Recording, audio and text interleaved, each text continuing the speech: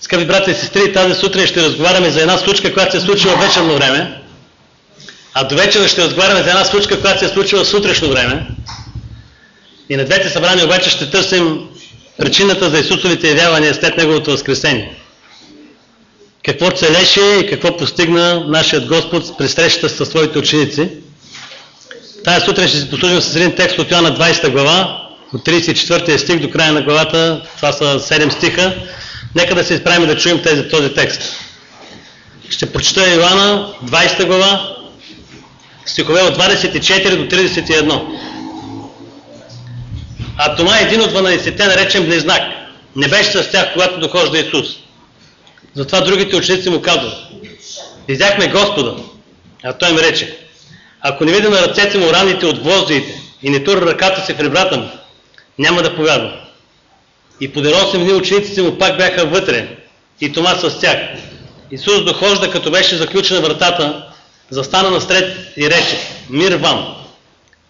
Тогава каза на Тома: дай си тук пръста и виж ръцете ми, и дай ръката си тук и в ребрата ми, и не бъди невярващ, а вярващ. Тома в отговор му рече: Господ мой и Бог мой. Исус му казва: понеже ме видя, Тома, ти повярва. Блажени уния, които без да видят са повярвали. А Исус извърши пред учениците още много други знамения, които не са вписани в тая книга. А тия са написани, за да повярвате, че Исус е Христос, Божият Син. И като вярвате, да имате живот в Неговото име. Амин. Небесни Татко, благодарим за тази чудна книга на Твоето Слово, за това, че Библията е преминала през историята, през гонение и преследване и достигнала до нас и може да четем всеки народният си език. Благодаря Ти за тези верни човеци, които през човешката история са превеждали Библията на различни езици, така че всеки да може да я чете без да има никаква пречка пред него. Да помогни не само да я четем и да разлистваме тази чудесна книга. Помогни ни, Господи, да я разбираме и да я живеем. С това Те молим и тази сутрин Ти помогни нашите размишления и дай ни да проникнем в дълбочините на Твоето Слово и да намерим неща, които ще насърчат нашата вяра. Нека думите на устата ни, размишлението на сърцето ни бъдат угодни при Тебе, Господи, канора моя, избавителю мой. Амин. Може да вземете вашите места.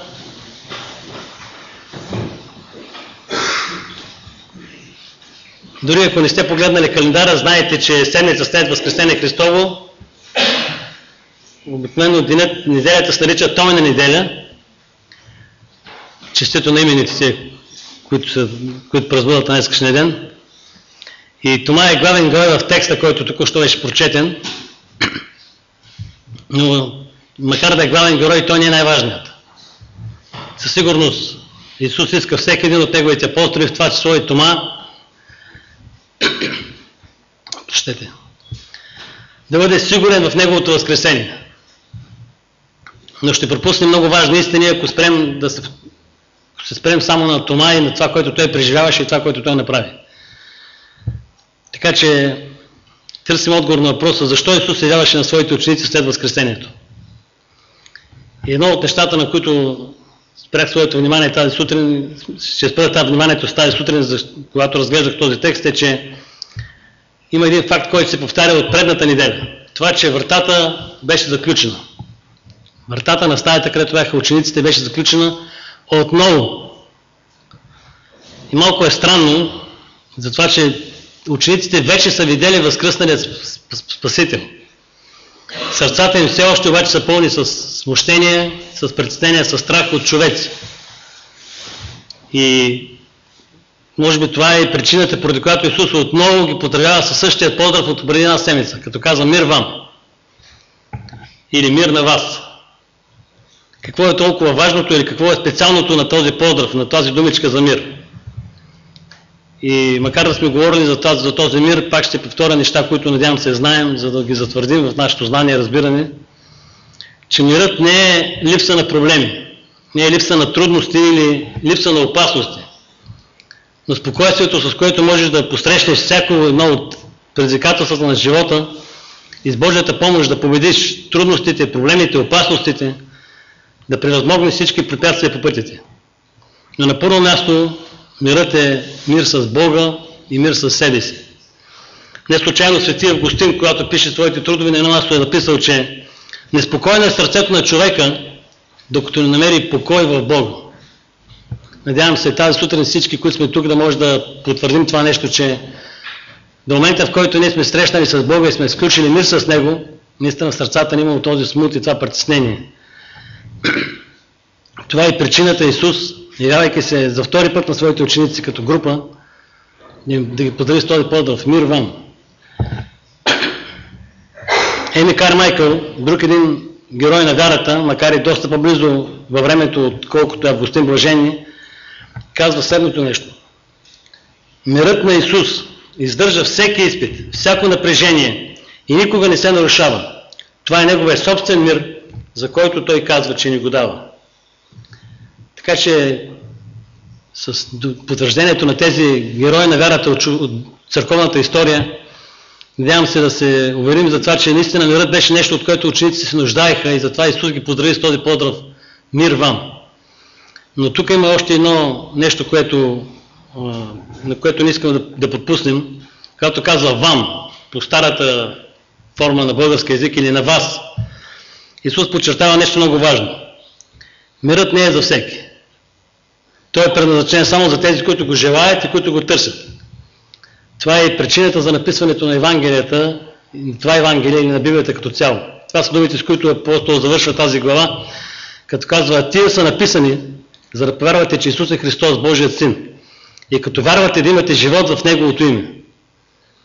Макар че тук думичката мир не се споменава, надявам се да сме съгласни с това, че живот можеш да имаш само тогава, когато си повярвал в Исус. А когато си повярвал, че Исус е помазаникът, Божият Син, това с други думи е да кажеш, че си включил мир с Бога, че ти си се примирил с Бога. Затова аз бех искал тази сутрин никой от нас да не си тръгне тук без да е отговорил на въпроса: имам ли мир с Бога? Повярвал ли съм, че Исус е Месията, който е умрял за моите грехове? Не просто, че е умрял на кръста. Защото това няма нужда да го вярваме. Това е исторически факт, който е описан от вярващи и от невярващи. Това е нещо, което е доказано от историята. Но това, което трябва да бъде доказано в живота на всеки един, е дали аз имам мир с Бога, съзнавайки, че Исус е Христос, Божият Син, умрял за моите грехове. И ако в сърцето ти няма тази увереност, това означава, че не можеш да се наслаждаваш и не можеш да се ползваш от този мир, за който Исус прогласи, когато се явяваше на своите ученици. И всичко, което Бог очаква от тебе, е не да направиш някакви дела, някакви подвизи на вярата, а очаква смирено да признаеш, че животът ти е провален без Него и че единствено в Неговото име може да бъде спасен, като поискаш прошка за твоите грехове. Така че една от причините Исус да се явява на своите ученици след своето възкресение, именно това, че макар да го бяха видяли възкръснал, те продължаваха да се нуждаят от този мир. Затова и проповедта, ако мога да наречем проповед на Исус, беше от тези 2 или 3 думи: мир вам или мир на вас.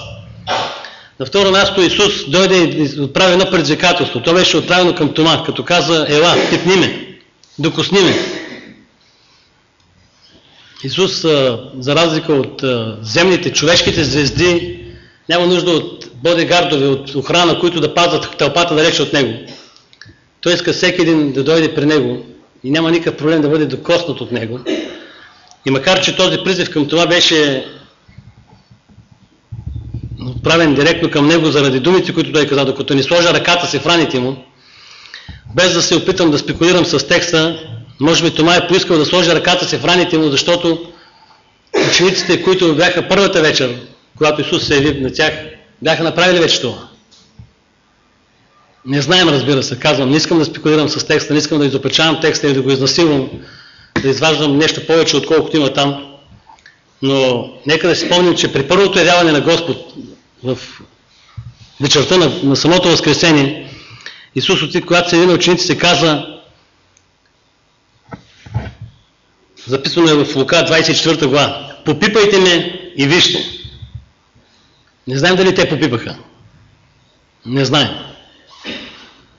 Но може да допуснем, че те също се възползвали от това нещо, да се докоснат до Неговото възкресно тяло.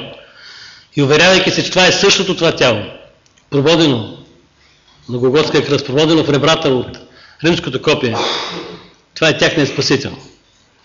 Нещо повече, отново без да влагаме повече от това, което има в Божието Слово, нека спомним думите на апостол Йоан, който пише в първото послание, в първата глава, първия стих. Това, което попипахме. Той каза: попипахме Словото на живота. И със сигурност той няма предвид, че са докоснали един обикновен човек, тъй като това не е нищо, никаква новина, не е нищо странно, нищо извънредно. Но казва, попипахме словото на живота. Може би причината за това Исус обявява ни този призив, ела Тома и сложи ръката си в раните ми, свързано и с това, че много скоро след тези събития, бихме могли да кажем, броени години след това, се появи едно учение, което е учението на гностиците, заради което е написано и първото послание на апостол Йоан. Още преди да е свършил този първи век, имаше хора, които вече се съмняваха, че Исус е възкръснал в действителност. И те казаха, че това са само някакви духовни преживявания. Всичко това е духовно и няма нищо общо с материалното. Но не случайно Исус призова и първия път, когато се яви на учениците. Елате и попипайте ме. И сега, когато се явява на Томена неделя, или седмица по-късно, казва на Тома, ела Тома и сложи ръката си в моите рани. Исус иска да няма никакво съмнение относно реалността на факта, че Той е възкръснал. Неговите ученици да нямат никакво съмнение, че това са някакви призраци или че някакви видения, които те са видели. Исус иска неговите ученици да бъдат сигурни в реалността на Неговото възкресение, в реалността на Неговото тяло. За някои хора да видят не е достатъчно. Исус имаше тези преживявания още докато беше тук на земята, по време на своето пътуване и проповядване. Има записан един стих в Йоанна 6 глава 36 стих. Но казвам ви, че вие ме видяхте и пак не вярвате. Не е нужно дори да четем това слово, защото от опит знаем, че не винаги ние сме склонни да се доверим на това, което сме видели. Има много хора, които дори да видят, пак не вярват. Това беше причината, може би, Исус да каже, не само да сте видяли, но да сте пипнали, да сте се уверили. Исус иска неговите ученици да бъдат напълно наясно с реалността на Неговото възкресение. Освен това, тази случка разиграва се седмица след Христовото възкресение, дава възможност, ако този израз е подходящ за случая, дава възможност на Исус да каже думите блажени тези, които без да видят са повярвали. В 29 стих на 20 глава. Думи, които са изречени повече за теб и за мен, отколкото за апостолите, които бяха там. За апостолите, които бяха там, тези думи нямаха своето значение, тъй като те бяха видяли. Преди да видят, те не бяха повярвали. Апостол Лука в своето Евангелие казва много пъти, ние не повярваха. Не повярваха на жените, не повярваха на учениците, които го бяха видели по пътя за Емаус. Те не вярваха, но когато го видяха, те повярваха. Подобно на Тома. Така че Тома не бива да бъде опрекван в днескашния ден, че с това клеймо, което е сложено върху неговото име, че той е неверен. Защото той не е по-малко неверен, отколкото учениците седмица по-рано. Но при тази втора среща с учениците Исус имаше възможност да каже блажени, които без да видят са повярвали. Думи, както ще повторя това, които се отнасят повече за нас днес. И Исус съзнаваше, че много скоро ще се възнесе пред своят небесен баща и никой, нито учениците му, нито някой друг ще може да го вижда с физическите си очи. И той искаше да даде това насърчение, това предизвикателство към хората, че в бъдеще, след като той е вече в дясно на своя Отец, единственото уверение в това, че той е възкръснал, ще се основава на това дали хората вярват в него или не, без да го виждат. Апостолите, макар да бяха очевидци на Христовото възкресение, проповядваха именно това, което Исус каза на Тома. Ще се послужа с думи на апостол Петър от първото послание, първата глава, 8-9 стих, който казва: когото любите, без да сте го видели, в когото като вярвате, без сега да го виждате, радвате се с неизказана и преславна радост, като получавате следствието на вярата си, спасението на душите си. Апостол Петър по един много прекрасен, много брилянтен начин казва същите думи, които Исус каза към Тома. Блажени са тези, които без да видят са повярвали. Ние сме от тях. И може да бъдем насърчени от това, че Исусовите думи към нас са, че ние сме блажени. Какво състои това блаженство, може да говорим дълго и нешироко, но сега няма да спирам на това нещо. Но случката с Тома даде повод на Исус да каже тези думи. Блажени, които без да видят са повярвали. Не бива да отминаваме и факта на думите на Исус, на думите на Тома, отправени към Исус, с които Тома казва: Господ мой и Бог мой.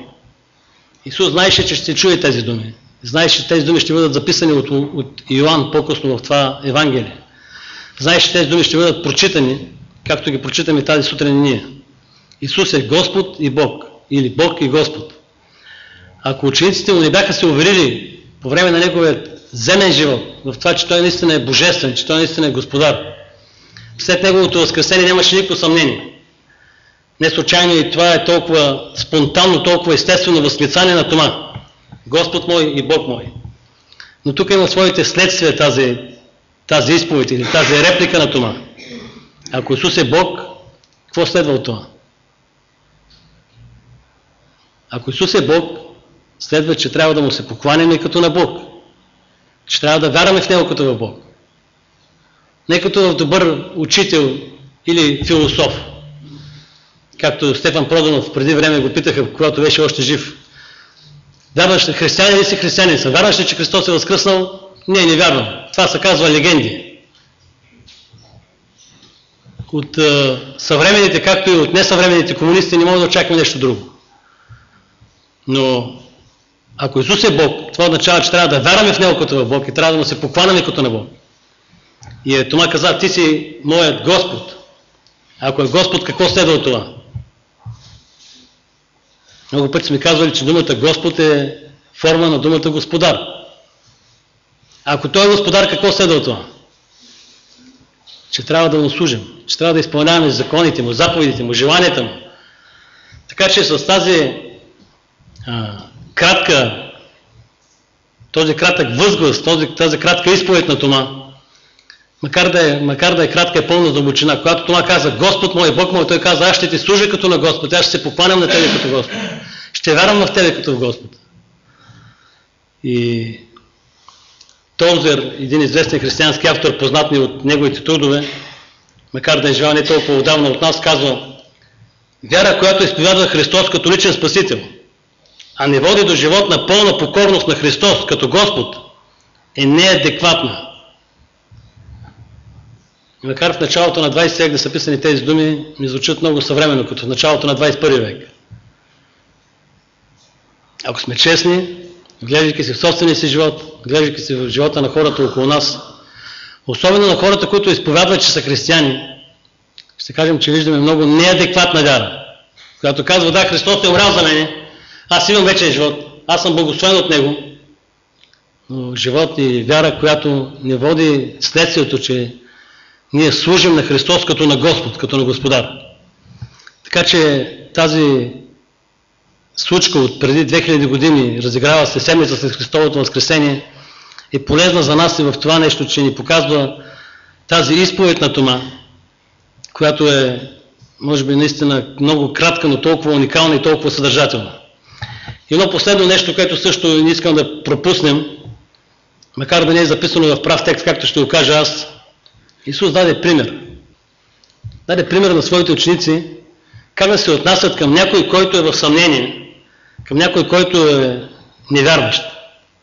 Това беше в съмнение, това беше невярващ. И ми се е случило в моя опит да говоря с хора, които са невярващи се или съмняващи се. И тогава съм по-скоро склонен да се ядосам за това, че не мога да повярвам това, което аз вярвам. Съм склонен да ги осъда, да ги наругая. Склонен съм да направя какво ли не. Но Исус даде един по-различен подход. Тук не виждаме нито нотка, нито дума на укор, на осъждение спрямо Тома. Да, Тома има за какво да бъде укорен, има за какво да бъде упрекнат. Той не се довери на своите приятели, когато му казаха, че са преживяли нещо истинско, нещо реално. Но през след това Исус със своето отношение даде и пример за това как да се отнасяш към един съмняващ се, към един невярващ човек. Исус показва нещо друго. Показва се, че се струва дори за един човек, който е в неверие и в съмнение, да направиш усилия, да отидеш на място, където не те очакват. Защото Исус в никакъв случай не беше очакван тази вечер. Бяха минали цели 7 дни от предишното му явяване и защо Исус не се явяваше на учениците през седмицата, не знаем и не може да кажем. Но може би учениците си мислиха, видяхме го и това ще се остане нашето преживяване. Те не го очакваха да се яви пак. Но имаше един човек, заради който Исус се струваше да се яви втори път при тях и това беше Тома. Затова без да се налага, без да се натрапва, без да осъжда, без да укорява, Исус се яви и се обърна директно към Тома. за да му покаже, че той е възкръснал и за него, за да му покаже своето отношение към него. Тома, ела, сложи ръката си в моите рани. Не бъди невярващ. Не си струва да бъдеш невярващ. При положение, че съм направил всичко, което е необходимо за твоето спасение и съм възкръснал за твоето оправдание. Аз наричам това с думичката любов. Това, което Исус направи за Тома в тази неделна вечер, преди много години назад, беше проява на любов. Исус даде пример как да се отнасяме към тези, които са в съмнение, невярващи в неверие, отнасяйки с любов и търпение. За нас днес това събитие има, ако не същата стойност, същото значение, то подобно или подобен смисъл и поука. Аз бих искал да пренеса тези неща, които казах току-що за учениците и за Христос от преди 2000 години към нашия живот днес. И днес Исус иска да даде мир. Всъщност, ако трябва да сме по-точни и по-коректни, Исус вече е дал своят мир. И то не само когато се разделяше своите ученици на последната вечеря, като каза: моят мир ви дава, моят мир ви остава. Но Той е дал своят мир на разположение. Това, което се очаква от човеците, е да черпят от този мир. За невярващите да почерпят от Неговата прошка, да почерпят от Неговото търпение, да почерпят от Неговия благ характер, който ги приканва и приканва и приканва и изчаква, докато се решат най-после да изповядат греховете си, да получат мир. И за всички вярващи този мир е онзи нечерпаем океан, който Господ дава да черпим от Него и да насищаме живота си всеки ден с мир. И независимо какво се случва в живота ни, дали са опасности, трудности, кризи, проблеми, ние да имаме в сърцето си този мир. Защото този мир, казва Христос, е за вас, които го желаете, които копнеете за Него, които го търсите. Той е на ваше разположение. Така че макар да са минали 2000 години от тази случка, Исус и днес иска да даде и да има този мир в сърцата на хората. И днес Исус иска да бъдем уверени в реалността на Неговото възкресение. И това, че не можем днес да отидем и да пипнем раните Му, да докоснем възкресното Му тяло, не намаля не малко желанието на Исус ние да бъдем уверени, да бъдем твърдо вярващи, да бъдем 100% убедени, че Той е възкръснал в тяло, не като дух. Исус и днес иска да бъдем блажени чрез вярата си в Него. Ако даде Господ, ще говорим някога и за тези блаженства, които ни дава вярата в Него, но има едно блаженство, има нещо, което отново искам да си послужа с думите на Августин Блажен. Казвал съм го много пъти този цитат, защото много ми харесва, много е интересен като изказ. Августин казва: вяра означава да се довериш на нещо, което не виждаш. А наградата за това е да видиш това, в което си вярвал. Пак ще го повторя. Вяра означава да се довериш на нещо, което не виждаш. А наградата за това е да видиш това, в което си вярвал. Мисля, че едно от най-великите блаженства е това, че ние имаме тази надежда, че макар да не знаем кога, един ден ще застанем и ще видим с очите си този, когато учениците видяха преди 2000 години възкръснал.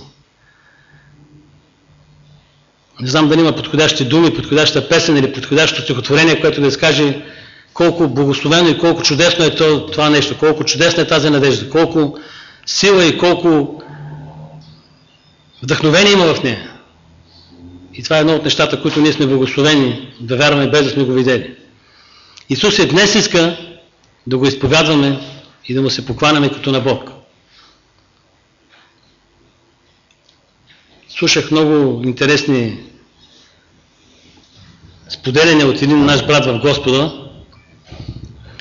който казва, че различни организации са правили различни планове и заговори как да се прекрати господството на християнството в света, разпространението на християнството в света. И тези различни организации по различно време в човешката история са стигали все до един и същи, така да се каже, извод.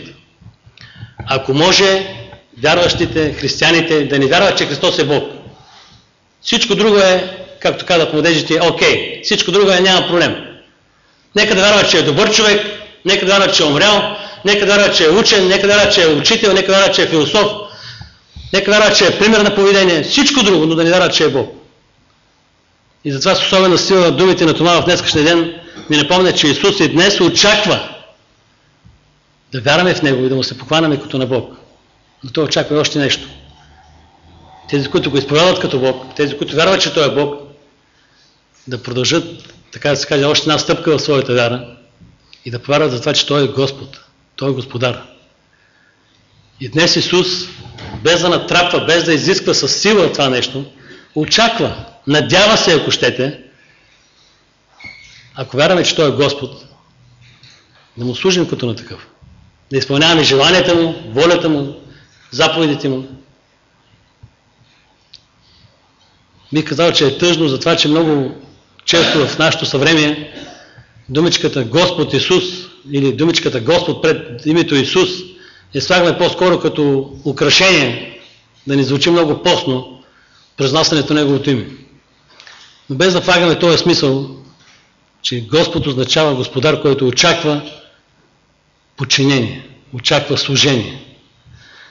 И на пето място Исус и днес иска да ценим всеки един човек. Да знаем, че се струва да положим усилия, ако ще е поне един човек, един невярващ, един съмняващ се, да стане вярващ. Един човек да превъзмогне пречките, които са на пътя му, които са пречка на неговия път към Христос.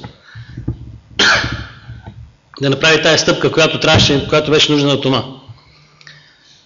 Не знаем дали Тома ще да повярва по-късно. Но факт е, че Исус дойде и му каза: дойдох, за да не бъдеш повече невярващ. И по този начин даде пример. И аз искрено вярвам в сърцето си, че Исус очаква и от нас днес да направим това усилие, да помогнем на един невярващ да стане вярващ. Разбира се, не сме ние тези, които ще го направим от невярващ вярващ. Не сме ние тези, които ще може да го спасим, да променим сърцето му, мисленето му, вярата му. Дали сме готови като Исус да отидем там, където не ни очакват, там, където дори може би не сме желани. Дали сме готови да положим усилия, и ще кажа тази думичка, да положим любов за това още един човек, да превъзмогне пречките по пътя си към Бога, за да може и той да бъде вярващ, за да може Божието царство да бъде населено с още един свой гражданин, с още един свой поданик. Не да осъждаме, не да укоряваме за това, че хората са чували и знаят много и продължават да бъдат невярващи. Но да покажем с любов, че си струва, че Христос наистина е възкръснал. Това са 5 урока, които имаме благодарение на Тома, или ако трябва да сме по-коректни, 5 урока, които имаме благодарение на Господ Исус Христос, но заради които Тома стана причината ние да ги имаме днес. Урокът за това, че Исус и днес иска да даде мир, Исус и днес иска да бъдем сигурни в реалността на Неговото възкресение, Исус и днес иска да бъдем блажени чрез вярата си в Него, Исус и днес иска да изповядваме и да му се покланяме като на Бог и да му служим като на Господар. Исус и днес иска още една душа да бъде преселена от царството на мрака в царството на светлината. Дали ще се възползваме от тези уроци, зависи единствено и само от теб. Бог обаче отправя тези уроци към нас като едно предизвикателство. Да ги вземем, да се получим от тях и по този начин да бъдем благословени. Амин. Нека се помолим.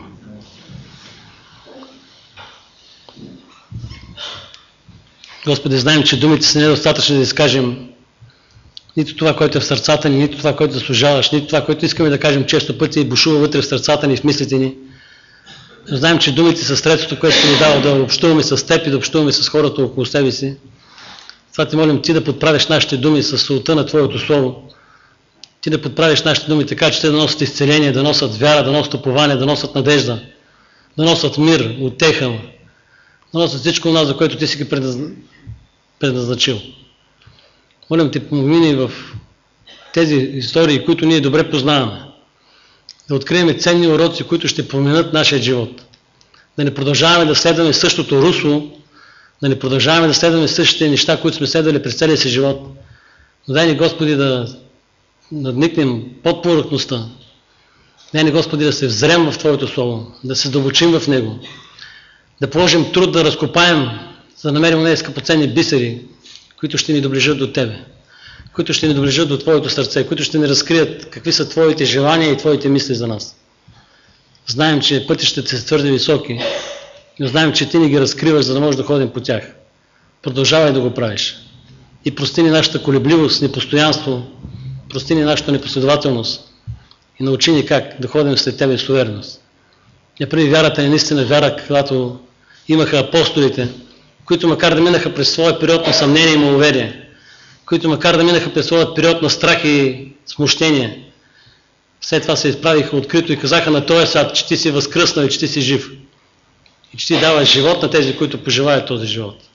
Нека ние да бъдем апостоли на тази истина, да бъдем свидетели на Твоето възкресение.